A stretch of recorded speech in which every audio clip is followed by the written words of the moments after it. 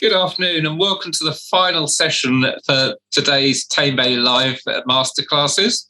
And it's a great session to end on because our title sponsors are Amazon, and we're going to be looking at Amazon repricing and advanced repricing techniques today. I'm delighted to be joined by Scott Needham, who's an Amazon seller and entrepreneur. He founded Buyboxer, works at Smart Scout, many successful side businesses. And Smart Scout is a fresh take on Amazon tools that will give you information such as a brand analysis breakdown and Amazon search engine recommendations. And Scott also runs a Smart Test Amazon Seller podcast. So if you want to find out more information, Google that and you'll be able to find out more. But without further ado, welcome to Tamebay Live, Scott. Hey, thank you so much for having me, Chris. Excited to talk today. So about repricing, how to capture the most margin in your products. And, I have spent 7-8 years on this, and I'm happy to, I'm not sure if I'm happy or embarrassed to admit that even in year 6 and 7, I made improvements that to our repricing strategies that really affected our bottom line. And so I just wanted to share those strategies with others, and I'm sure you could find it useful. I probably have about 7 or 8 specific points that I think will be very beneficial. As the intro said, I'm the founder of Buyboxer, a large reseller. We've achieved $65 million a year in sales on Amazon. And then I founded Smart Scout, which is a software tool. So I've always been on the data side of things of Amazon. And so what we want to cover is, repricing strategies. Here's some examples of repricers. They have great logic, and I recommend using them. There are even more here. I have either paid and tried most of these. I've done demos. I've seen them all, and generally speaking, love repricers. It is a tool that I didn't want to build myself because, getting things wrong, it's just not a playground. Now, you always want to price right. And, but my advice is that I'm going to be giving is actually things that you could be using on top of these repricers, strategies and techniques that I've used to grow our gross margins, to win the Amazon buy box, or just to make sure that we're making good investments. A little bit about me. So this is our warehouse. It's 100,000 square foot, a lot of products, 100 employees. And this is the course of 2 years of sales. Looks like it's starting back in 2018 to 2020 when I took this screenshot, but over $100 million. And actually, if you're being astute, you'll notice that we actually shrunk a little bit in 2019, and that was on purpose. I will talk about why, but really we just wanted to grow our gross margin.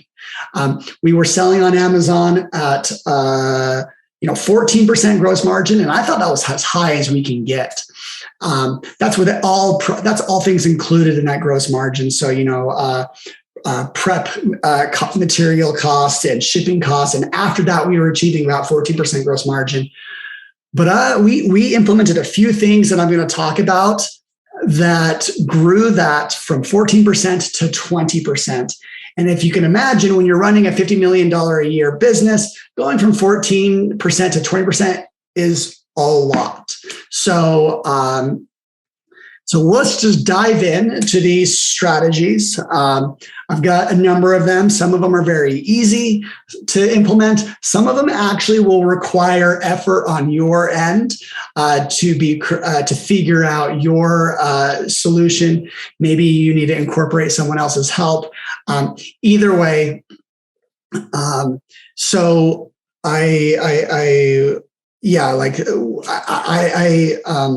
I'll cover as much as I can, as fast as I can, and make sure that I have a chance to answer some of your guys' questions.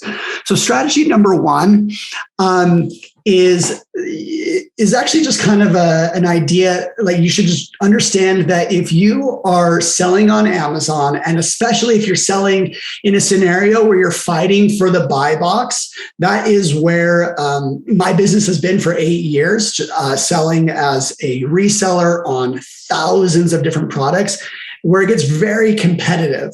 And I mean, we know that the volume of Amazon is there, but if there's a price war to the bottom, nobody wins. And so we have done a lot of analysis on our, thousands of products that we are selling on Amazon, and have realized that when we make money in the first 30 days. I'd almost argue that say that every 30 days after that, we get a little bit less and less profitable. And there's a few reasons how you can lean into this. So most people, if you've been selling on Amazon, you'll be very familiar with repricers and what they do. A lot of times repricers are trying to win the buy box and repricing it at very quick, every minute, every 5 minutes, every 30 minutes, different scenarios in which they optimize. Sometimes they're just trying to match the lowest seller. Sometimes they're trying to beat them by a penny. Sometimes they're trying to play a very magic yo-yo game of pricing up and down. And there's so much to do. But what the biggest unlock for us was by feeding our repricers based off of the success of our sell-through. Let me break that down and how we actually calculate that.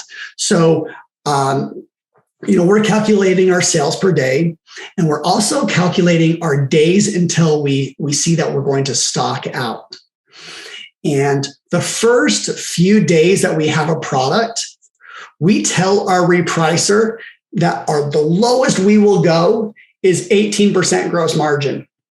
We used to, when we started years ago, we would actually give them our floor, our break-even price.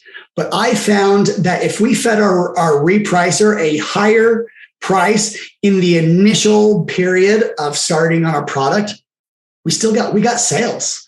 Not all the time, but a lot of time we still would get sales. We'd win the buy box, or we wouldn't be pricing against FBM offers, those people that are not offering Amazon Prime. And so we found that if we just pegged to a higher price, that sometimes we'd get sales. There's scenarios that we got sales and we would stay there. We would stay 18% gross margin. Our sales per day would be consistent, and our days until we stocked out what was even. It kept going exactly how we predicted. But what about those scenarios where we priced too high and we didn't get sales? In those scenarios, after about 3 to 5 days, we'll calculate again. We'll be like, okay, did our 18% gross margin, did that stop us from getting any sales? And if so, we nudged down a little bit to about 13 or 14%. And then we'd actually do another 5 days at that gross margin. And then we would, trickle on that back down to our break even. What this does is this captures the most value in your first 30 days. You don't sell products at break even because, it's just, you're not going to make a lot of money there. And we found that we love what our repricers do, and we love that they move up and down, up and down, up and down, and always trying to win the buy box. But we set parameters that ensure we're getting the highest gross margin possible. And if that requires us to be a little patient, to lose a few sales, that's fine, because this really did overnight when we implemented this. It grew our gross margins. So that is the first thing we'll cover. And, happy at the very end to answer any questions on the specifics of how to do this, how we implement this, and, any little fine details.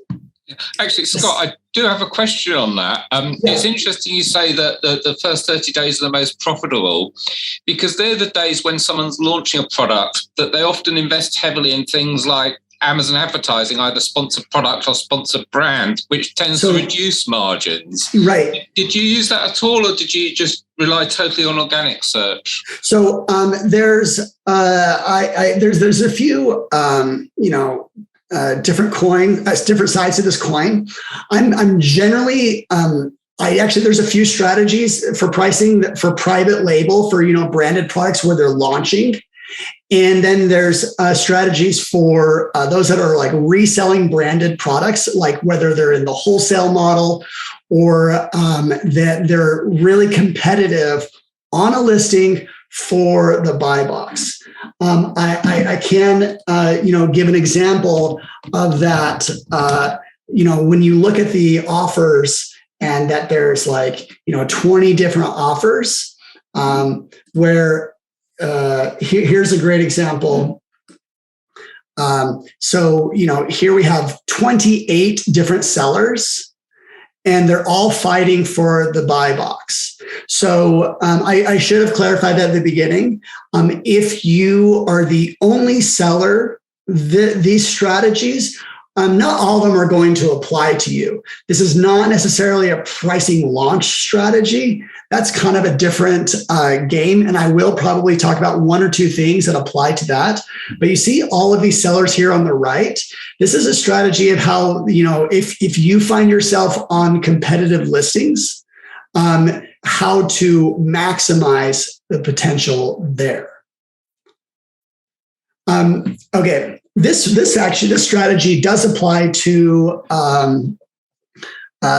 private label and to those that are launching, because if you have a successful launch, you're probably going to stock out.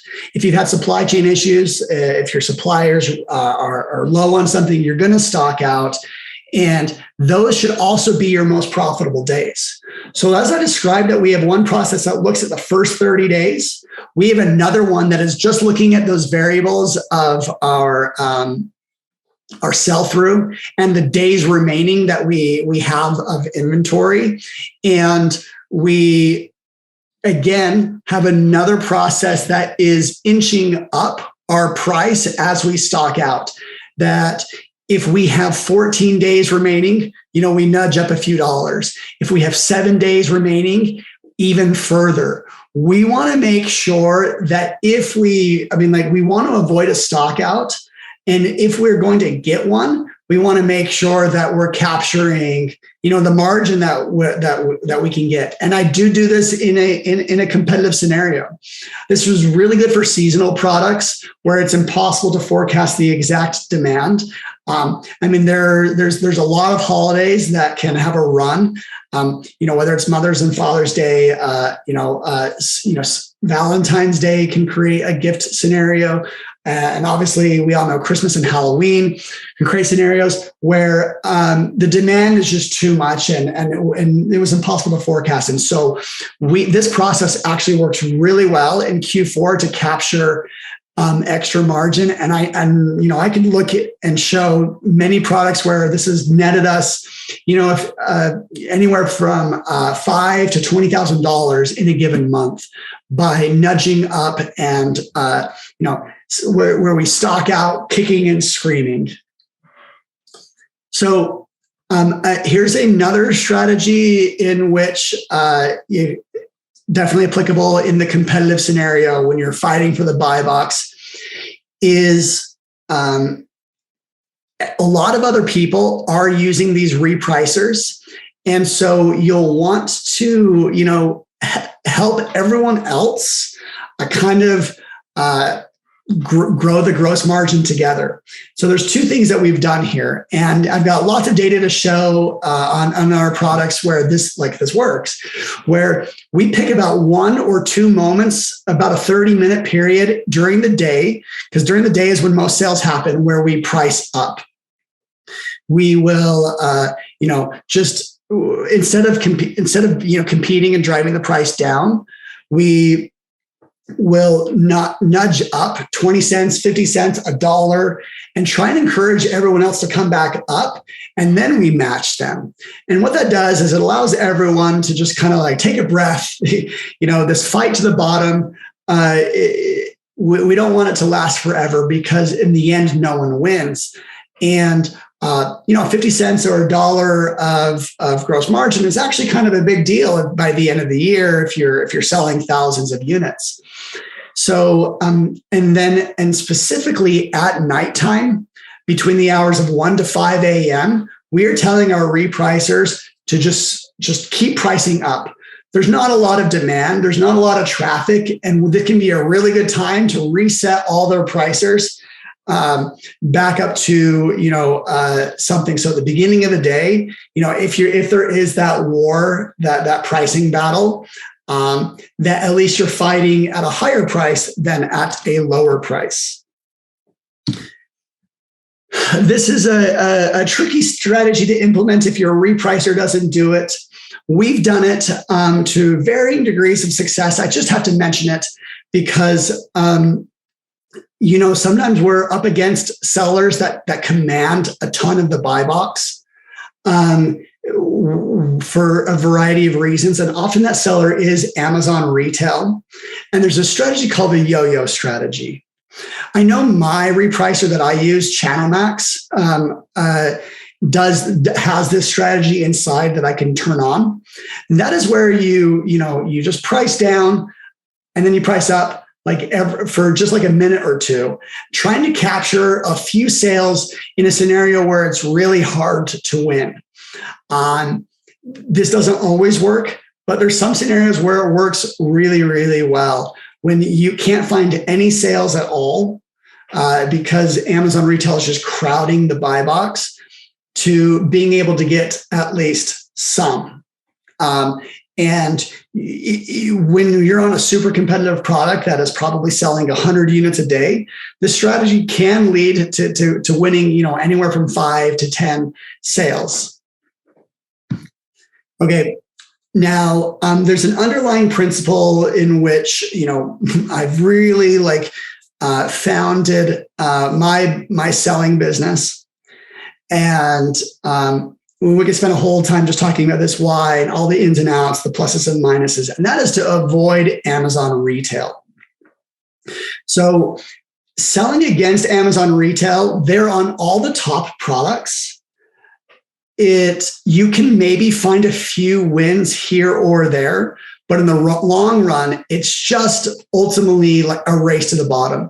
They don't have the same profitability metrics. They will lose $1 million just to be the lowest price on the internet. They are fighting, kind of a PR battle, while we are fighting a battle for profitability. They're fighting, a perception battle. And so I actually did some data analysis. This I did last year of, this middle column is very key to understand Amazon's in stock rate. So we measure the last 30 or 90 days of a product's his selling history. And if Amazon is in stock on that product 0% of the time, 10% of the time, 20% of the time, all the way down to 100%, and then our average gross margin. So what's really interesting to see is that this top area right here, 0%, 10%, 20% was by far the most profitable. And the more in stock Amazon is, the lower our profitability. And so it is key to sell, to avoid them. Let's see. I'm about to get to the last 2 or 3 strategies, and I think there's probably space for a few questions that I'll answer right here, and then jump into the final unique edge that I wanted to offer you guys. Now, here's another one. This can be used by everyone on Amazon. I'm a huge proponent of using coupons.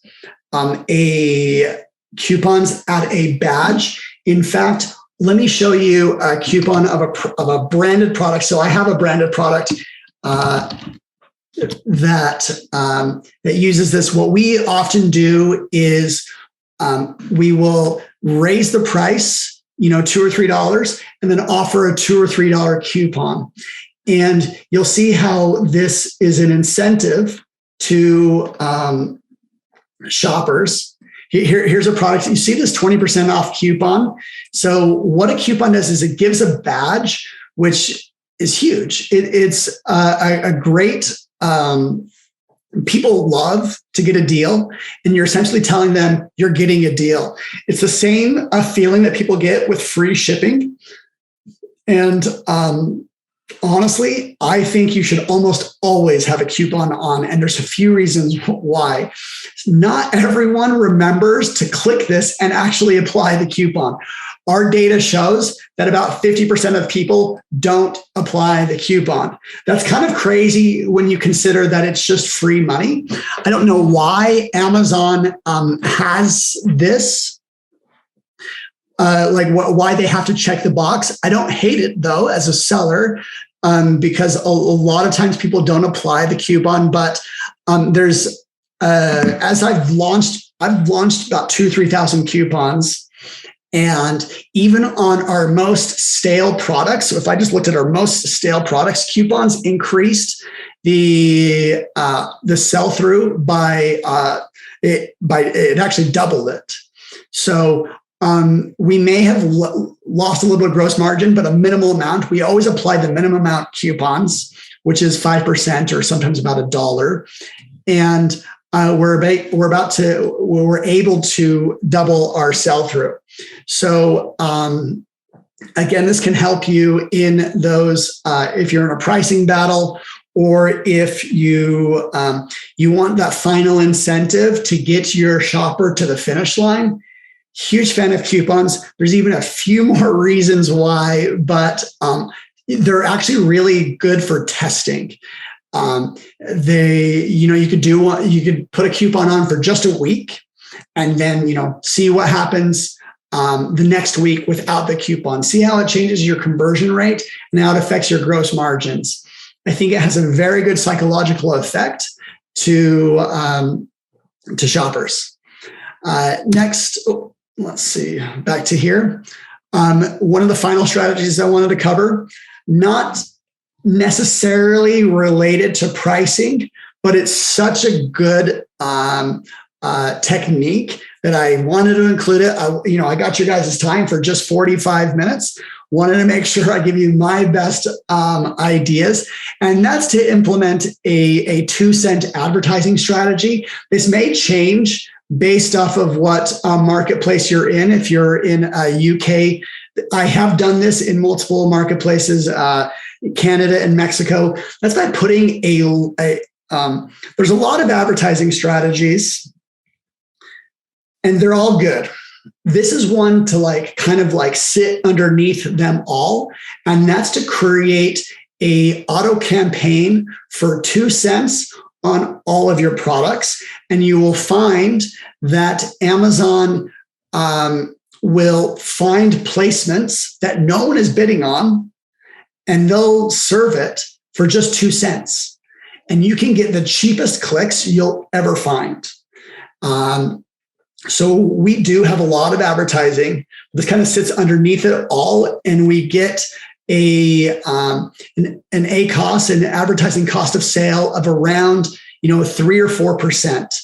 Super inexpensive if you're familiar that most of the time the ACOS is around 25 to 50%.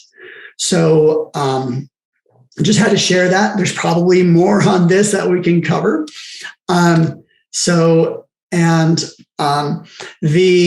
final one that I wanted to talk about, that is a specific technique, that is a skill that you do need to build, is finding profitable products and brands. This is where Smart Scout comes into play. It is a tool that is a unique offering. As you see the screenshot from the tool, we have all the brands on Amazon and their estimate monthly revenue And here we have their estimate Amazon in stock rate.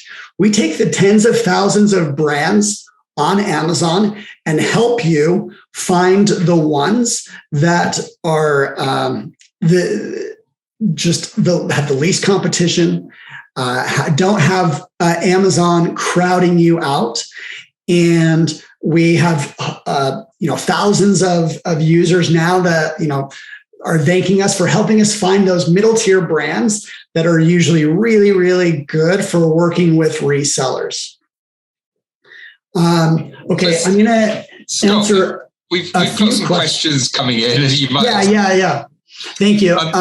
So I'm gonna jump right back to your suggestion of timing pricing to be higher at certain times of day, like in the middle of the night.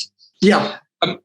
If you're using a repricer, can price amendments be made on a timer? Yes. So that they take many of them can. Many of them can. Day in different geographies. So let's see. So you only have, if you're in a marketplace, whether that's the UK or the US, you only have one price, and you can't, you can't like offer different geographies, different prices. You have like one price. We just choose in the middle of the night to be, the middle of the night for that marketplace. So the repricing, if you're repricing on Amazon.co.uk, pick GMT UK time.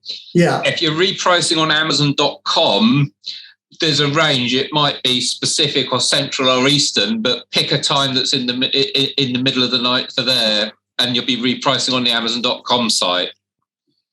Right. This strategy, you may lose a few sales, but I would personally say it's worth it to make sure the rest of your sales come at a higher gross margin. It's okay to be a little patient for a day or two, a few days extra of inventory to go from, like I said, 14% gross margin to 20% gross margin. It can make all the difference for your business.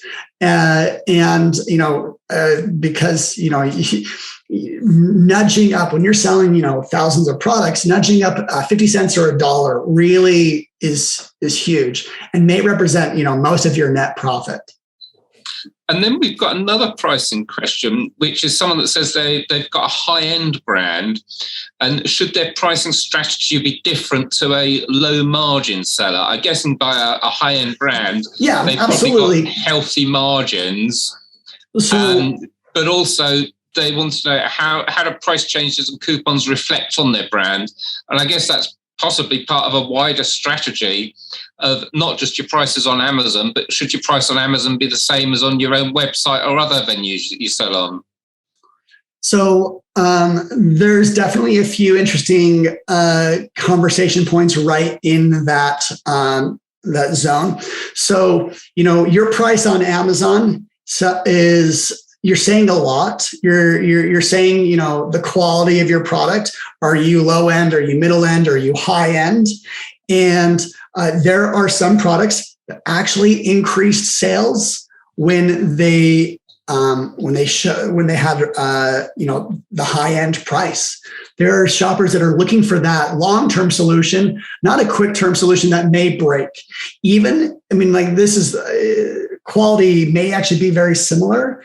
But in my products, we're looking for every reason to increase our price, and coupons are can be a part of that strategy of making people feel like they're getting a high end product during a time period in which there's a benefit of say $5, and so. We have seen, products that we've raised the price and put a coupon in, and had good sell through. You obviously, every brand is a little bit unique, and you probably should really think about this. If you do feel that just putting a coupon on doesn't give you, pricing parity across your different channels, you may want to consider what that means. I wouldn't, want to interfere with a strategy. I just wanted to really jump into the technical parts of like what works on Amazon, what increases conversion rate, and ultimately what helps your business. There's we could spend more time on that question alone.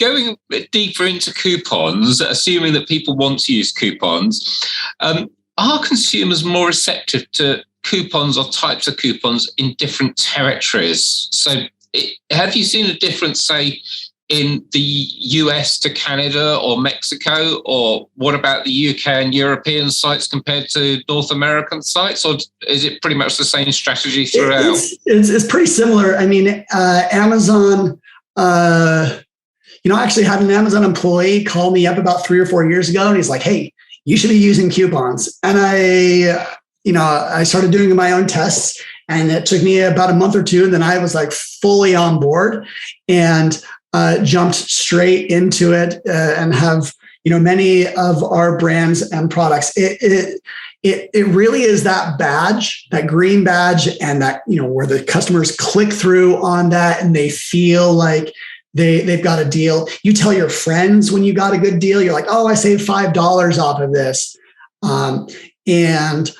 So there's few other things on Amazon that I think are as easy to implement and have the benefit like that.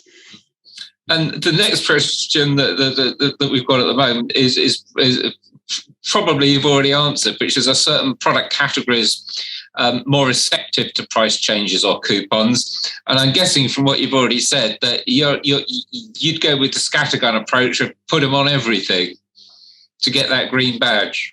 Yeah, we have done I've done the solution of like on every single product that is over that we've had in Amazon for over 90 days. I've done the strategy of just putting it on everything. I'm putting a coupon on everything. Or we've done, some, very intentional sales pushes to kind of like to help us get a higher conversion rate and rank a little bit better. So let's see. I'd like to spend a minute or two to jump into like something unique about ways to learn more about the market, learn more about your competitors.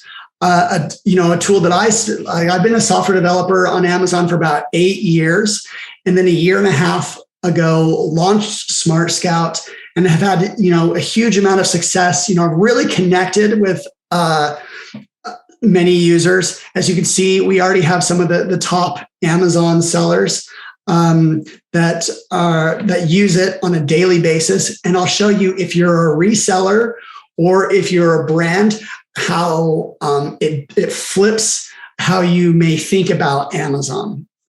Yeah, and also looking forward to how to find products that have got less competition, because that kind of negates the pricing issue in the first place. If you're the only one, or maybe the only one with the product in FBA, you get that dramatic advantage. Yeah. So let me this is the tool live that I'm sharing, and hopefully you have a wow moment or two. There's probably 5 or 6 wow moments that most people get when they jump in. This one is probably not one that you would use, but it does illustrate the data that we have inside of Smart Scout. So I'm jumping into New York City, a very hotbed of Amazon sellers, and every yellow dot here represents a seller. And the size of the dot is the size of the seller. This is based off of an estimate of all the products that we're scanning. So I'm just going to click on one, 8R uniforms, and I'm going to just click and learn about them, see what they're doing, see their offers, and see the brands. So this is actually a private label seller. They're only on 2 brands, and doing about $6 million a month. So a sophisticated seller with, looks like they have a variety of, apparel products. You can learn more about them. whether you're a reseller or a brand, there's certainly some insights that we give. Now, I personally, in my business, I don't use the seller map every day. I jump into this brands tool where I get my team. And like what's really interesting is, yes, I built this tool as a service to others, but we use it internally all the time. Here's every single brand on Amazon.com. We do have this in other markets. We got the UK, Italy, Germany, Canada, France, Mexico, India, Spain. We have every single brand on Amazon and their estimate revenue.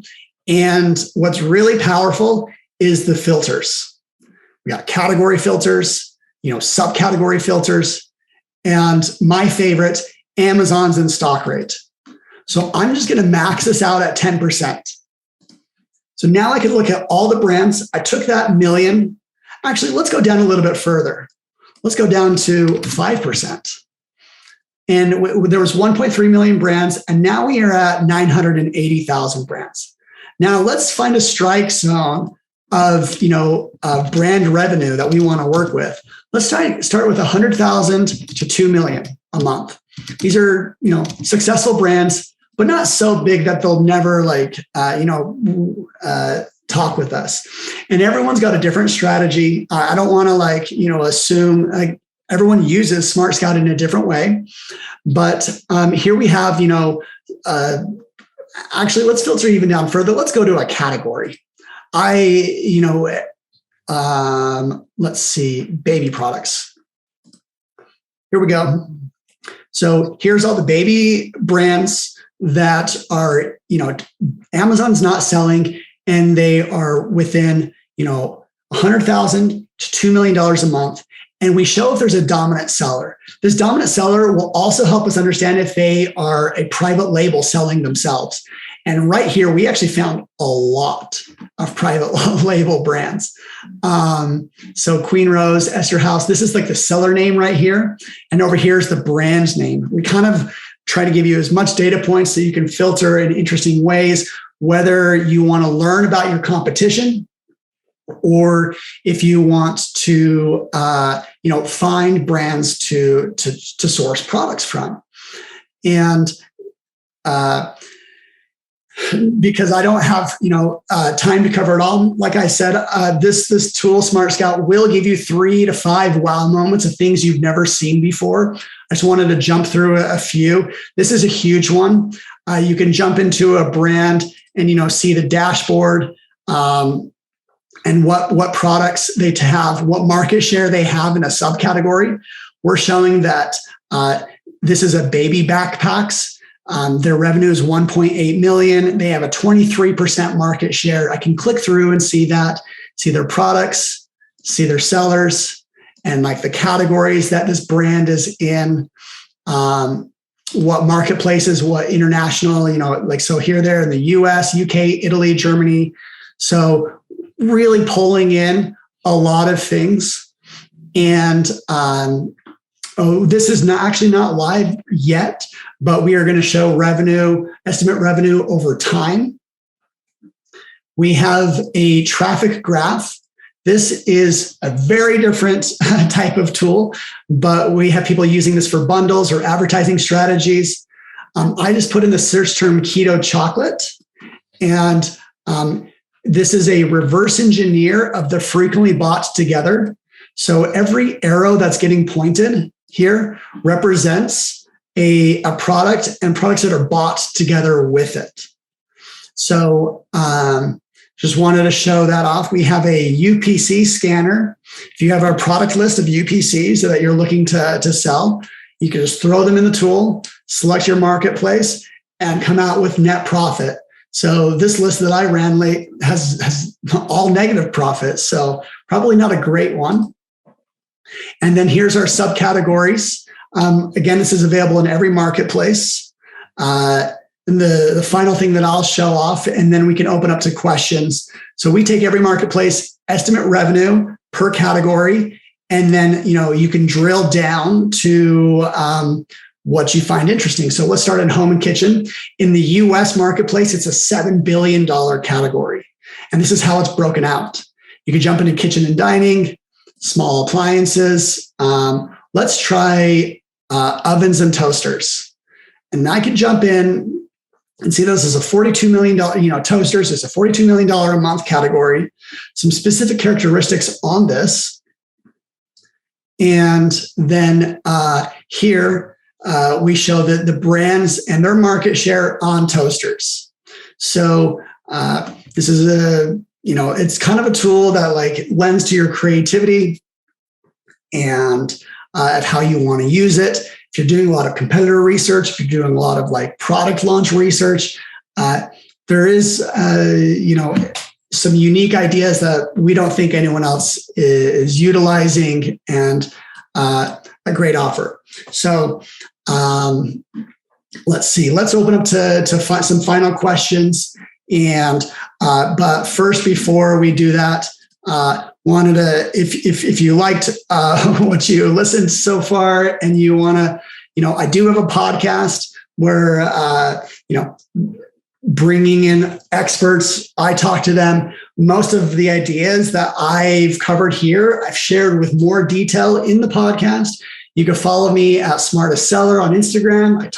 I talk Amazon, and I really try and keep my content to experienced sellers. I'm not trying to handhold you, here's Amazon selling 101. I'm really trying to, hit the higher end technical things, reach out to those people that are really trying to, turn their business to the next level. I still am spending a lot of time learning myself. I spent this last weekend, diving back into Amazon SEO. And that's all I prepared for the presentation. So thank you. Let's have some final questions. How much do we have? 5-10 more minutes? We've got about 5 minutes left. Yeah, 5 minutes. I'd like to fire in a question of my own, if you don't mind. You just looked at the sort of oven and toaster categories. Yes. If you're diving in for your business and you spot an opportunity, should I be looking at the brands already on Amazon and sourcing that specific brand, which might be quite difficult if I've not got a relationship with a distributor of that brand? Or could I be looking at a different brand but a similar product? And often, of course, we all know that many products, especially in consumer electronics, same product, different brand name. So it could be an identical product but a different brand name. Does the brand matter? Or is it the product set that matters? So, in a reselling scenario, what we like to look at is the specific history on that product. If it has a very consistent sales rank, if it has I'm going to jump into Cuisinart. Because let's see. Oh, wait, I'm not showing it here in this view where we do show the history on a product. Oh, here it is, where we kind of show, over time, the last year, the sales rank, and really interesting. That's in this middle green graph. And to answer your question, I look for a good sales rank. If a no-name brand or lesser known brand doesn't have a good sales rank, I'm not sure if I want to invest a lot of money on a product that I'm not certain I could get a return on. I'm seeing a lot of interesting things on the actual new price of this one that I selected. So certainly there's maybe been some stock issues, or maybe it was even discontinued. So the brand name does matter, but I really try and look at the data on the, how competitive it is. And so it looks like on this one, there's actually 0 sellers currently. I do think that one that we looked at was probably a discontinued product. So yeah. But then again, if given the right price, people on Amazon are very price conscious, hence the name of this training. And if you are a lesser known brand, but like a really good price, you'll probably see that sales ranking do better. And how do you mainly use this tool? Do you use this tool to search Amazon looking for opportunities, or do you use it when you've got an opportunity and maybe there's some large quantity of liquidation stock or something, and you use it to check if the price you're going to get is going to be the price you can sell at? Do you use it for researching and then go and find the product, or do you use it, I've got an opportunity, should I buy the product? Honestly, both. Like this is kind of just like a map, of like Amazon, where we're finding the revenues going in the last 30 days, what brands are trending really well. And so you can use this in both ends. Like say you found an opportunity to kind of justify, is this a good purchase? Or if you're sourcing a product and you want to see what the competition is doing, we're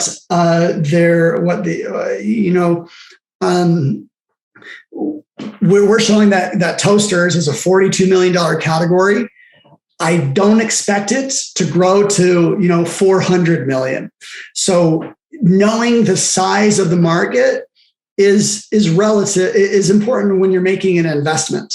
But then, the reason I built it, the reason that most people actually use this tool is if they want to look at the thousands of Amazon brands and then create these filters to find the ones that they think are most likely to work with them. And what contains one thing that I didn't show is I could just take brands that don't have a dominant seller. So these brands here that I just went to blank on the dominant seller, and that means their strategy on Amazon may be open for selling. So we're seeing a lot of the top brands here, but as you go down, there's some of the more realistic brands that will talk to anyone that wants to work with them. Okay, we've only got a couple of minutes left, Scott, but two important questions. How much does it cost, and where can I get it? Right. So where can you get it? People who use Google. Yeah. It's smartscout.com. We have, I'll just jump on the pricing page itself. We do have a free trial. You can jump right on in. And here it's, our starter packages are $97 a month. Jump in, poke around, and that's free. We're offering people that are attending this a coupon, TAME50, TAME 50 will get you $50 off on your first subscription. And we've only been around a year and a half and have built about 8 tools, and we're only getting started. We're having a lot of fun, giving unique perspectives and helping. So you can find us smartscout.com. There's a lot more you can learn about the tool. Just try to cover the moments that might inspire you guys. Here's a question or two. Can the pricing strategy be based on the traffic to the product listing? If more people are looking at my product, the price should move upwards. That's very, very, that's great. You do want to build in a lot of traffic. As your price goes up, you may lose conversion rate, which can hurt you long-term. It's just one of those impossible factors to always answer correctly. So I would always, have your pulse on what is the market expecting, what do your competitors look like. You do always want to look for reasons to raise your price. One thing I didn't cover was I actually like to consider price bands, where a product that's $16.99 versus $17.99, that's virtually the same price. People aren't really judging a lot. But if you cross a threshold of say $20 or $25, those, people feel differently about, a $19 product and a $21 product. All of a sudden you hit the $20 and that will decrease your conversion rate. So thank you everyone for listening. And if you have more questions, you can reach out to me. I've shown plenty. And thanks, Tame Bay, for putting this on. Love connecting and really diving into Amazon. Thanks, Scott. It's been fascinating, and I really wish we'd had more time to delve even deeper.